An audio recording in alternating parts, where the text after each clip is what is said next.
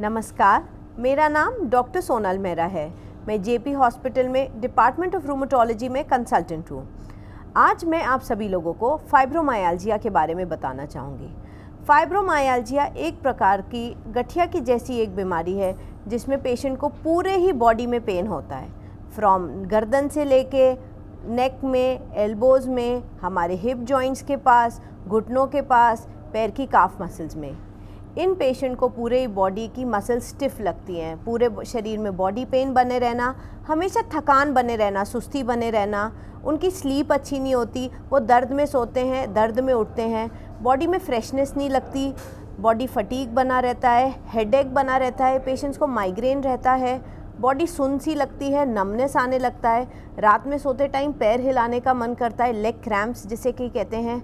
कुछ पेशेंट्स में स्टमक में एसिडिटी की प्रॉब्लम, कब्जी, कभी लूज़ मोशन, इस प्रकार का इरिटेबल बाउल सिंड्रोम भी देखा गया है।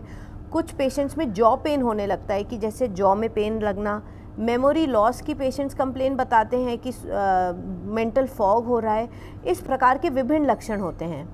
जब इन पेशेंट्स की टेस्टिंग करी जाती है, जैसे एक्सरेज, ब्लड के टेस्ट, एमआरआई, सीटी स्कैन्स, तो जो बॉडी में चेस्ट पेन और ये सब सारे टेस्ट इनके नॉर्मल आते हैं। ईएसआर और सीआरपी, इन्फ्लेमेशन भी उनमें बढ़ा नहीं पाया जाता। जब हम इनमें रूल आउट कर लेते हैं कि कहीं इनको रूमेटॉइड, गठियावात, एंकाइलोजिंग स्पॉन्डिलाइटिस, सोरियासिस और भी तो कोई प्रकार की एएनए से रिलेटेड कनेक्टिव टिश्यू डिसीज़ नहीं है, तो हम इनको प्राइमरी फाइब्रोमाइल्जिया कहते हैं। ये फीमेल्स में ज़्यादा कॉमन पाया गया है पुरुषों के मुताबिक। इसका मुख्य ट्रीटमेंट जो नसों की दवाइयाँ होती हैं वो दी जाती हैं। जब देखा गया है कि ये क्यों होता है, ये किसी प्रकार का फिज़िकल या मेंटल स्ट्रेस से रिलेटेड होता है। कुछ लोगों को हार्मोनल इम्बैलेंस के कारण ये ट्रिगर हो जाता है। इन पेशेंट्स में किसी को एंग्जाइटी या डिप्रेशन भी पाया गया है।